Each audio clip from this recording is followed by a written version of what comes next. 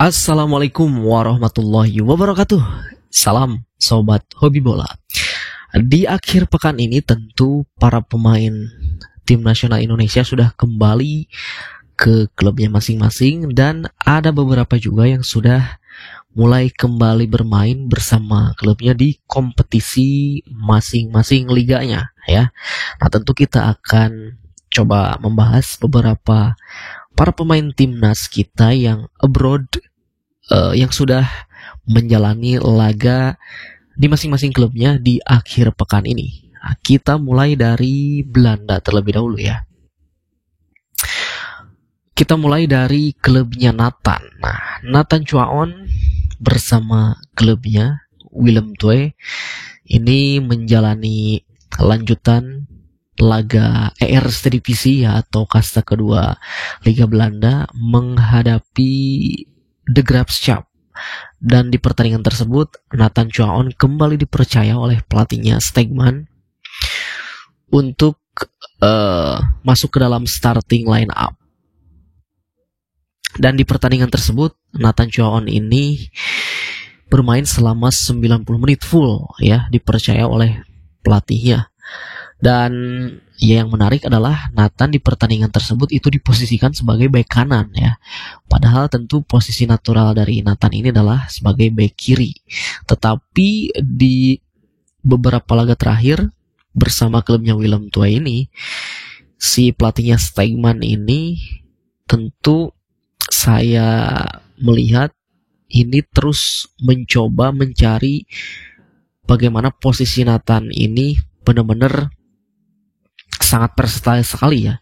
Mulai dari awal dia diposisikan sebagai bek kiri, lalu juga dia pernah diposisikan sebagai winger kiri, bahkan juga gelandang bertahan, dan di pertandingan semalam dia diposisikan sebagai bek kanan itu. Tetapi justru itu tidak menghalangi Nathan untuk tetap tampil solid ya di lini pertahanan dari Willem II. Tentu dari sisi pertahanan di laga tersebut Nathan berhasil melakukan 3 kali clearance dan 4 kali intercept ya. Jadi benar-benar kali ini Nathan telah mendapatkan kembali ritmenya gitu, dan semoga dia bisa cepat-cepat kembali ke performa terbaiknya. Walaupun saat ini menurut saya juga sudah mulai kembali ya, karena memang dengan seiring dia terus diberikan kesempatan oleh Willem II ini, dan tentu bukan tidak mungkin Nathan akan terus bermain konsisten bersama Willem II ya. Dan ya bukan tidak mungkin juga nanti di round keempat ini menghadapi Arab Saudi dan Irak, bisa saja Nathan ini nanti dipercaya oleh Patrick untuk masuk ke dalam starting line up timnas ya. Karena ketika menghadapi tim-tim seperti Arab dan Irak, tentu kita butuh pemain yang pekerja keras, petarung sebagai destroyer maupun breaker di lini tengah untuk memutus serangan-serangan baik dari Arab Saudi maupun dari Irak gitu ya. Gitu. Semoga Nathan terus diberikan kesempatan tampil oleh pelatihnya dari Willem II ini ya. Dan saat ini klubnya Nathan, Willem II, dengan dari 6 pertandingan ya, 2 kali kemenangan, 2 kali kekalahan, dan 2 kali hasil imbang, meraih 8 poin dan berada di peringkat ke-7 sementara ya, kalau tidak salah ya, di peringkat ke-7 dengan raihan 8 poin. Lalu kita bergeser ya, masih di Belanda, masih di kasta kedua Eerste-Divisie, bergeser ke klub lainnya, yaitu ada Ivar Jenner ya. Ivar Jenner saat ini sudah pulih dari cederanya dan dia kembali bermain bersama Jong Utrecht ya di Eerste-Divisie. Ivar Jenner ini memulai laga dari bangku cadangan, dia masuk di babak kedua menit ke-67 dan total bermain sekitar 23 menit ya. Dan di dalam 23 menit itu diberikan kesempatan bermain, Ivar Jenner langsung nyekor gitu. Dan tentu ini adalah kabar baik ya bagi timnas juga terkait pulihnya Ivar Jenner, dan langsung dia bisa tune in itu selepas pemulihan dari cederanya. Jadi di laga tersebut Ivar Jenner menggantikan rekannya di posisi gelandang. Ivar Jenner dari laga tersebut dia ada beberapa kali melakukan clearance dan juga melakukan blocking ya, dan tentu memutus serangan di lini tengahnya lawan gitu. Dan tentu gol tercipta yang diciptakan oleh Ivar Jenner ini di menit ke-73 melalui tendangan dari luar kotak penalti ya. Ciri khas dari Ivar Jenner itu adalah dia selalu mencoba melakukan tendangan spekulasi dari luar kotak penalti, dan tentu gol ini mengingatkan saya ketika Ivar Jenner ini pada tahun 2023 di kualifikasi Piala Asia U23 saat itu menghadapi Turkmenistan ya. Dia mencetak gol dari luar kotak penalti. Begitupun juga ketika Piala Asia U23 menghadapi Irak di perebutan peringkat ketiga. Begitupun juga sama, mencetak gol dari luar kotak penalti. Jadi ingat momen-momen itu ketika Ivar Jenner yang memang ciri khasnya selalu melakukan tendangan spekulasi. Ya, kemarin melihat pertandingan timnas senior yang memang pertandingan kedua ya melawan Lebanon yang memang tanpa shoot on target, itu jarang sekali para pemain kita yang melakukan tendangan spekulasi dari luar kotak penalti gitu, karena mungkin memang rapatnya atau disiplinnya pertahanan dari Lebanon. Nah, mungkin saja jika Ivar Jenner ada di dalam atau ada bermain di lapangan, ya mungkin Ivar Jenner pasti akan melakukan tendangan-tendangan spekulasi gitu, karena memang ciri khasnya dia seperti itu. Walaupun kemarin isunya sempat Ivar Jenner ini akan ditarik ke timnas U23 untuk membantu timnas U23 di kualifikasi Piala Asia U23, tetapi karena sedang cedera dan sedang masa pemulihan, jadi tidak jadi ikut baik ke timnas U23 maupun ke timnas senior. Tetapi saat ini Ivar Jenner sudah pulih, dan mudah-mudahan selama beberapa pekan ke depan hingga nanti berkumpul lagi bersama timnas di bulan Oktober tidak ada lagi masalah terkait cedera ya. Terhindar dari cedera. Dan ya, yang perlu kita ketahui bahwa Ivar Jenner ini masuk ke dalam skuad utama dari FC Utrecht ya. Ya, kalau tidak percaya silahkan saja nanti teman-teman bisa dicari langsung di website resminya FC Utrecht. Walaupun ada beberapa pengamat yang mengatakan bahwa Ivar Jenner itu tidak masuk, dia masuk ya bersama Emiliano Jonathan dan juga rekannya dari timnas Irak Zidane Iqbal, dia tuh masuk. Tetapi ya itu karena sedang pemulihan cedera, dia diturunkan dulu ke Jong Utrecht gitu. Nanti setelah benar-benar bisa pulih dan match fitnessnya kembali, ya bukan tidak mungkin dia nanti akan bermain di tim utama di Eredivisie bersama FC Utrecht tim utama ya gitu. Masih di Eredivisie kita bergeser ke klub lainnya, yaitu ada FC Emmen ya, tim Gayfans.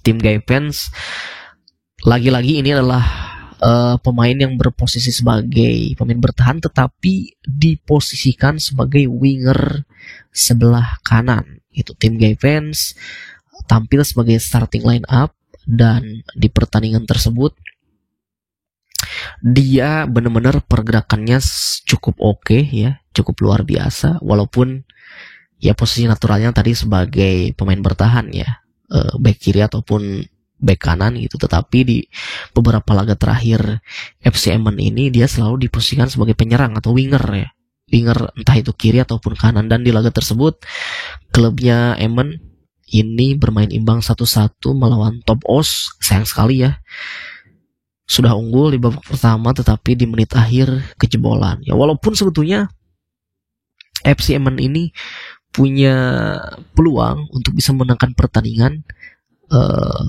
punya peluang lewat tendangan penalti ya, yaitu melalui pergerakan dari Gayfans yang dilanggar di kotak penalti, tetapi sayang sekali pemain Emmen ini tidak bisa memanfaatkannya dan penalti itu gagal dan harus puas bermain imbang 1-1 ya, dan harus puas berbagi poin 1-1. Dan FC Emmen ini di Eredivisie saat ini berada di peringkat ke-11 dengan raihan 7 poin.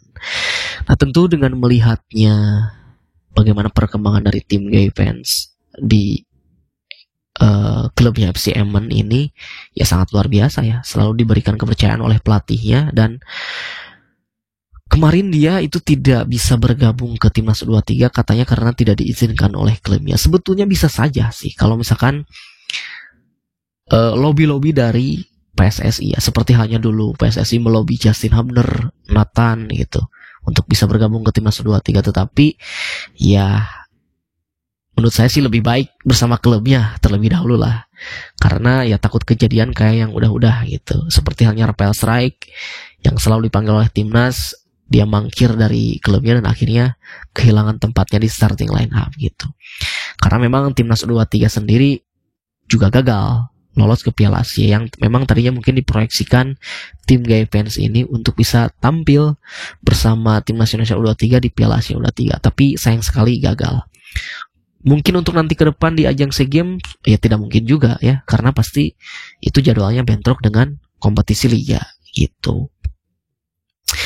Ya kalau melihat dari permainannya sih bisa saja tim GFN ini masuk ke timnas senior. Mungkin bisa menjadi warning bagi para pemain timnas senior seperti Shane Patinama, bahkan juga bisa mengisi posisinya winger kiri ataupun kanan, entah itu di posisi Lili Pali ataupun Ragnar ya bisa juga itu. Tetapi ya semoga GFN ini selalu diberikan kesempatan oleh klubnya gitu. Lalu yang terakhir kita bergeser ke Asia, yaitu tepatnya di ASEAN. Di Liga Thailand ada Sandy Wall atau Chak Sandi yang sudah kembali bermain bersama klubnya Buriram ya hari kemarin tanggal 12 dalam lanjutan Thai League pekan keempat. Buriram menghadapi Prachuap dan di laga tersebut Buriram menang dengan skor 2-0 dan Sandy Walsh tampil sebagai starting line up, bermain selama 79 menit lalu digantikan oleh pemain asing asal Australia Kenny Dogal ya. Dan di laga tersebut Sandy Walsh bermain di wingback kanan dengan formasi 3-4-3. Tentu ini adalah posisi idealnya dia ya. Begitupun juga ketika di klubnya dulu di Belgia di lupa saya klubnya yang dulu di Belgia itulah pokoknya. Dia selalu bermain di bek kanan ataupun wing kanan. Dan di laga tersebut dia menciptakan salah satu peluang tetapi ya tidak on target ya, melenceng. Dan total Sandy Walsh ini sudah bermain sebanyak 3 kali dan 2 kali starting line up dan sudah mencatatkan 1 gol di laga sebelumnya. Tentu klubnya Sandy Walsh ini, Buriram United, saat ini memimpin klasemen Liga Thailand sementara dengan raihan 12 poin dari 4 pertandingan ya. Belum pernah terkalahkan dan belum pernah meraih hasil imbang. Jadi benar-benar ya bisa dikatakan sampai saat ini Buriram belum ada lawan yang setara gitu. Netizen bilang bahwa Sandy selalu akhir-akhir ini selalu diberikan menit bermain oleh Buriram, sementara Shane Patinama justru di laga tersebut hanya duduk di bangku cadangan. Ada juga yang bilang bahwa sepertinya Shane Patinama ini akan kalah bersaing. Kita tunggu dulu ya, kita sabar dulu karena Buriram ini akan bermain di 5 kompetisi yang berbeda gitu. Pastinya pelatih dari Buriram, Osmar Los, akan selalu merotasi para pemainnya, apalagi mereka punya banyak pemain asing di skuad Buriram kali ini ya, termasuk dari timnas Indonesia gitu. Dan beberapa pertandingan ke depan, ada 6 pertandingan ke depan yang akan dilakoni oleh Buriram sebelum nantinya jeda internasional Oktober. Itu salah satunya ada Liga Champion Asia menghadapi JDT, lalu juga Liga Thailand menghadapi klubnya Arahan Bangkok United, lalu juga ada melawan Patum di Asian Club Championship. Begitupun juga nanti Liga Champion Asia lagi melawan klub asal Korea ya, FC Seoul. Nah mungkin saja nanti bisa Shane Patinama ini diberikan menit bermain di kompetisi-kompetisi yang berbeda gitu. Mengingat juga pastinya pelatih dari Buriram ini akan terus merotasi para pemainnya, itu seperti itu. Dan Liga Thailand sendiri perlu diketahui punya aturan tersendiri ya di Liga Thailand, bahwa Khusus aturan untuk pemain asing asal ASEAN itu maksimal yang bermain di lapangan hanya boleh 2. Ya, jadi di laga semalam kemarin itu Buriram memainkan 2 pemain asal ASEAN, yaitu Sandy Walsh dan juga kipernya ya yang berasal dari Filipina, yaitu Neil Edridge ya gitu. Jadi kita tunggu saja, jangan buru-buru menjudge. Shane Patinama ini tidak akan mendapatkan kesempatan, pasti dia akan mendapatkan kesempatan. Mengingat ya itu tadi, Buriram bermain di 5 kompetisi musim ini ya. Itu saja video saya kali ini, dan tentu di akhir pekan ini kita akan menyaksikan beberapa para pemain lainnya. Tentu yang ditunggu-tunggu adalah debutnya Calvin Verdong ya bersama Lille di Ligue 1 Prancis gitu. Itu saja dari saya, terima kasih, sampai jumpa lagi di video selanjutnya.